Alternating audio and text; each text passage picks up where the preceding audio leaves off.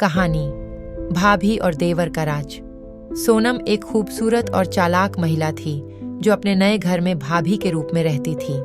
वह हमेशा से ही अपनी आकर्षक शख्सियत और आधुनिक सोच के लिए जानी जाती थी। सोनम का अंदाज भी कुछ अलग था। वह अक्सर हल्के फुल्के छोटे कपड़ों में रहती थी, जिससे उसकी छवि और भी चमक उठती थी। परिवार में उसकी यह स्टाइल विवादों का कारण बन जाती थी, खासकर उसके देवर अर्जुन के बीच।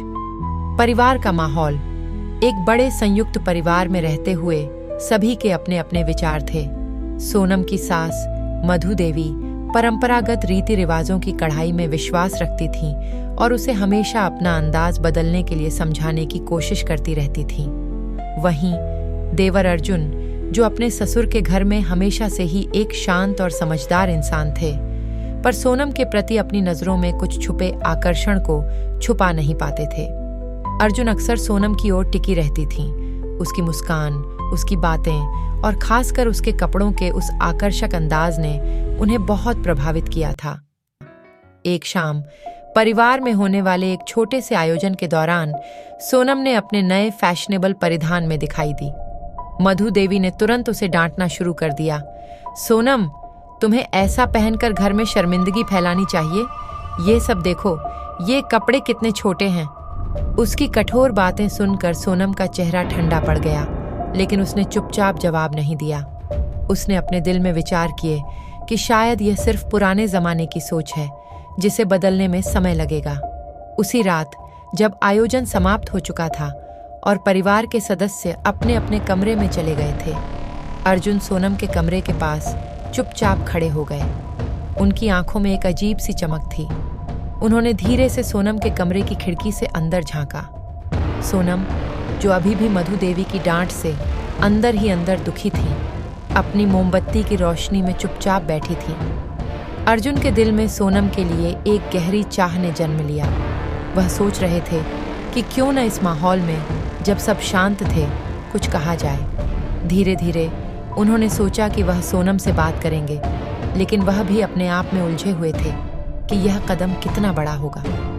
अगले दिन अर्जुन ने परिवार के एक सदस्य के माध्यम से सोनम से मिलने का एक अवसर निकालने की कोशिश की, लेकिन परिवार के माहौल में पहले से ही विवाद और उलझन बढ़ चुकी थी। मधु देवी ने सोनम के पहनावे को लेकर बार बार आलोचना की थी और सोनम ने भी चुपचाप उन आलोचनाओं को सहते हुए अपने अंदर एक ज्वाला जगा ली थी। सोनम ने अपने आप से कहा, अगर मैं सच में बदलना चाहती हूँ तो मुझे अपनी पहचान के लिए लड़ना होगा। अर्जुन ने भी धीरे धीरे सोनम के पास जाने का फैसला किया। एक शाम जब परिवार के कुछ सदस्य बाहर के काम में लगे थे, अर्जुन चुपचाप सोनम के कमरे के पास पहुंचे।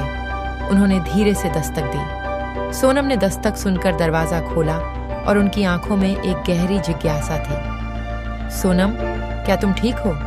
अर्जुन ने नर्म स्वर में पूछा। सोनम ने थोड़ी हिचकिचाहट के बाद कहा, हाँ, मैं ठीक हूँ। दोनों की आंखों में एक अजीब सी चमक थी, जैसे कि दोनों के दिल में कुछ कहना बाकी हो। अर्जुन ने धीरे से कहा, मैंने तुम्हें कल रात एक पल के लिए देखा था, तुम इतनी उदास थीं। सोनम ने गहरी सांस लेते हुए उत्तर दिया, कभी कभी लगता है कि मैं अपने आप में खो गई हूँ। मुझे ऐसा लगता है कि मेरे पास अपनी पहचान बनाने का अधिकार है, लेकिन सबकी नजरों में मैं बस एक विवादास्पद बहू बनकर रह गई हूँ। अर्जुन की आंखों में सहानुभूति झलक उठी। मैं तुम्हें समझता हूँ सोनम। हमें अपनी जिंदगी में अपनी पसंद का सम्मान करना चाहिए, चाहे वो परंपरा से टकराए। दोनों की बातचीत एक हल्की सी समझदारी की ओर बढ़ने लगी थी जब अचानक मधु देवी आ गईं। मधु देवी ने अर्जुन को रोकते हुए कहा, भाभी, तुम्हें हमारे घर की शान का ध्यान रखना चाहिए। उनकी आवाज में कठोरता और पुरानी सोच की झलक थी।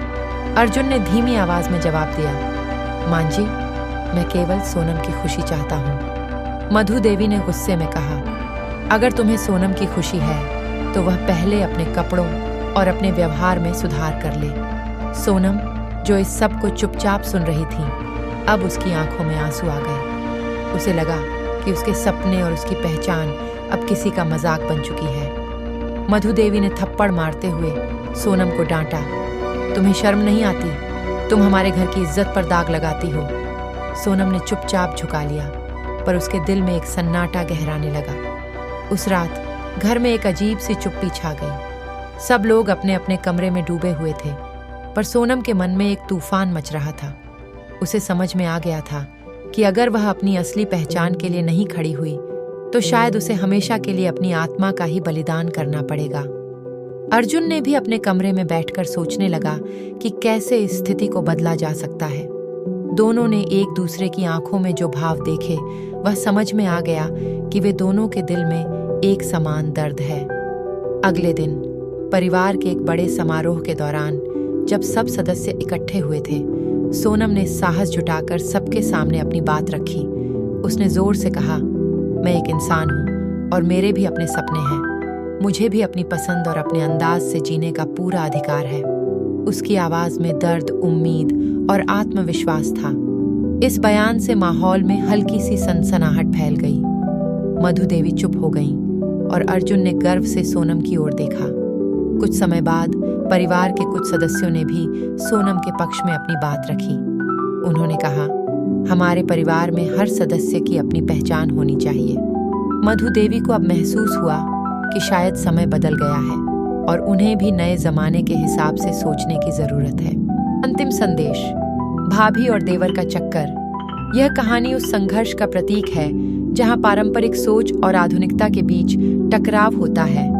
इसमें सोनम की आत्मपरख और अर्जुन की सहानुभूति ने दिखाया कि समझदारी और प्यार से रिश्तों में परिवर्तन संभव है। यह कहानी हमें यह सिखाती है कि जब हम अपनी असली पहचान के लिए खड़े होते हैं तो समय भी बदल जाता है। हर इंसान को अपने सपनों और पसंद के लिए जीने का अधिकार है, चाहे वह समाज की पुरानी सोच से टकराए। अंततः रिश्तों में असली शक्ति तब आती है जब हम एक दूसरे के मन की बात समझते हैं और सम्मान देते हैं।